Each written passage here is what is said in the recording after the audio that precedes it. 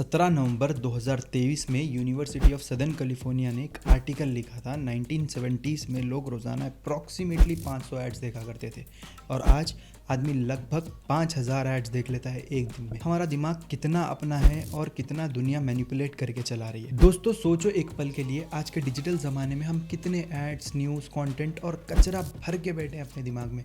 ये वीडियो गौर से देखना, बहुत इंटरेस्टिंग इन्फॉर्मेशन है, वरना बहुत कुछ मिस कर दोगे।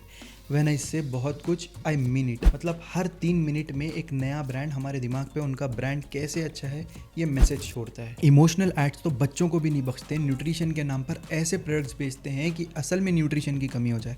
जब यूनिवर्सिटी ऑफ सदर्न कैलिफोर्निया के रिसर्चर्स ने कंपेयर किया तो 31% इमोटिव एड्स लोगों के दिमाग से खेलने में कामयाब हुए, जबकि सिर्फ 16% वैसे एड्स थे जो फैक्ट्स पर टिके थे। मतलब वैल्यूज जैसे आस्था, मेमोरीज, फ्रेंडशिप, लोनलीनेस, प्राइड वगैरह और लाइक्स के हैंडल से हमारा दिमाग में छेड़छाड़ हो रही है। अब सवाल ये है कि जब सब इतना बाहर से पॉलिटिक्स की तरह चकाचौंध दिखता है, असल में पॉलिटिक्स जितना नुकसानदेह भी है, पन इंटेंडेड। मतलब क्या हमारी सोच सच में हमारी अपनी रह जाती है या फिर किसी और के हाथों में हमारी सोच का कंट्रोल पैनल है? कॉग्निटिव बायसेस, दिमाग के छुपे हुए नेता, मतलब गुंडे। दिमाग में कुछ छुपे हुए बायसेस होते हैं जिसको हम महसूस नहीं कर पाते मगर हमारे फैसले को घुमा देते हैं। लगाना आपको भी मैं नेताओं की बात कर रहा हूँ?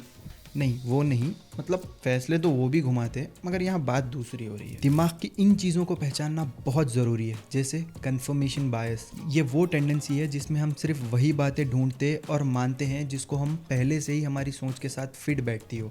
जैसे एक एग्जाम्पल से समझो, अगर आप मानते हो कि बिल्ली रास्ता काटने से बुरी किस्मत होती है, तो जब भी रोज़मर्रा की बुरी बात होगी तो आप याद करोगे कि बिल्ली हमारे रास्ते में आ गई थी। और किसी दिन बिल्ली रास्ते में आ जाए और कुछ नहीं घटा तो शायद आप उसको इग्नोर कर दोगे, जैसे नेता इलेक्शन के बाद आपको करते हैं। इसी तरह कोई भी विषय पर आप जस्टिफाई करने की कोशिश करोगे। जो लोग चाइनीज़ प्रोडक्ट बाइकआउट के सपोर्टर थे, उन्होंने सिर्फ वही खबरें पढ़ी जो बाइकआउट को अच्छा दिखाती थी और बाकी नुकसान बताने वाली खबरें उन्होंने नज़रअंदाज कर दी क्योंकि वो उनके दिमाग के व्यू के हिसाब से उसको सपोर्ट नहीं करती। आप समझ रहे हो? वो बिल्कुल पक्का फील करने के लिए अपनी तरफ से एविडेंस इकट्ठा करने लग जाते, बाकी सब वो अगेंस्ट में जो एविडेंस है उसको इग्नोर करने लग जाते हैं। इस बायस की वजह से हम कभी कभी अपने गलत यकीन पर भी ज़्यादा भरोसा कर लेते हैं जबकि सच इतना पक्का होता भी नहीं है और 5 साल भुगतते हैं। हर्ड मेंटेलिटी, भेड़ चाल वाली सोच।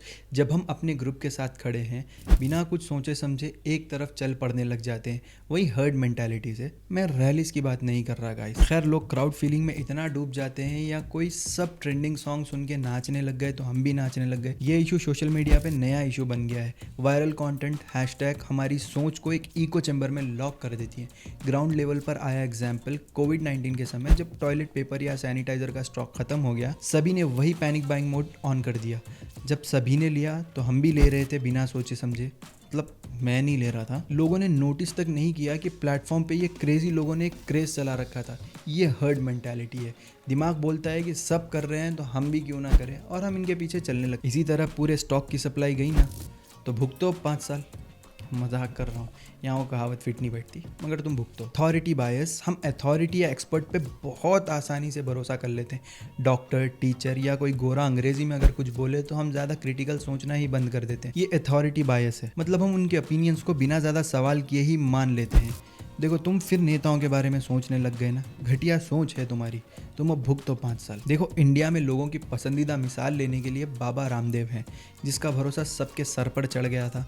उन्होंने अपनी आयुर्वेदिक दवाइयों के बड़े बड़े प्रॉमिसेस किए, लेकिन एक रिपोर्ट के मुताबिक उनके 14 प्रोडक्ट की लाइसेंसेस सस्पेंड हो गई थी क्योंकि वो मिसलीडिंग एड्स चला रहे थे। और हाँ, रूह अफ़ज़ा एक बेहतरीन शरबत है। अगर कोई बड़े नाम ने क्लेम किया तो आदमी उस पर ज़्यादा यकीन करने लगता है। अथॉरिटी बायस ऐसा ही है। और हाँ, डॉक्टर की बात पर भी हम कभी कभी अंधे हो जाते हैं, चाहे वो गलत भी निकल जाए। अगर कोई पॉडकास्ट का माइक सामने रख के बोले तो बस कोई प्रूफ नहीं चाहिए, इन्होंने कह दिया, बात खत्म। ये सब जो मैं बोल रहा हूँ, इनके लिंक्स और सोर्सेज डिस्क्रिप्शन में दिए हुए हैं, आप आराम से पढ़ लेना। इमोशनल रीजनिंग, और फिर आती है वो चक्कर जहाँ हमारी फीलिंग्स ही सबक बन जाती है। इमोशनल रीजनिंग का मतलब है कि अगर आपको कोई इमोशन फील होता है तो वो तुरंत सच मान लिया जाता है। जैसे अगर आपको फील होता है कि मेरी बेइज्जती हुई है, जो कि अक्सर होती रहती है, तो आप सोचेंगे कि दूसरे ने ही कुछ बुरा किया है। ऐसा महसूस करो कि मेरा एग्ज़ाम अच्छा नहीं गया तो खुद को नकारा समझने लगते हो। चाहे ग्रेड अच्छा ही क्यों ना हो। ये एरन बेक ने समझाया है कि हमारे इमोशंस रिएक्शंस को हम फैक्ट समझकर उसके हिसाब से रियलिटी सेट कर लेते हैं। इसमें जो एविडेंस उसके अगेंस्ट है हम उसको नज़रअंदाज कर देते हैं। आप इमेजिन करो कि अगर आपको लगे कि कोई मुझसे प्यार ही नहीं करता तो हर उस इंसान की बात को इग्नोर कर दोगे जिसे आप अपना फ्रेंड कहते थे, बस क्योंकि आप लोनली फील कर रहे हो। इमोशनल रीजनिंग्स को आपने अपना प्रूफ बना लिया, चाहे दिमाग कुछ और कहे, और इसका फ़ायदा बाहर के लोग उठा लेते हैं हर 5 साल में। अब इन चीज़ों का बाहरी असर ads, propaganda, social media, education, हमारे पर्सनल थॉट्स के अलावा बहुत सारी बाहरी चीज़ें हैं जो हमारे दिमाग को गुमराह करती हैं। एडवर्टीजमेंट्स, भाई साहब ये मार्केटिंग जीनियस है। जैसे पहले बोला था, एक रिसर्च के हिसाब से एक आदमी हर रोज़ 5000 एड्स देखता है। हिंदी न्यूज़ चैनल में एक एडवर्टीजमेंट देखा, वही स्लोगन एंड शबैंग। इंस्टाग्राम पर वही ब्रांड वाले फिल्टर।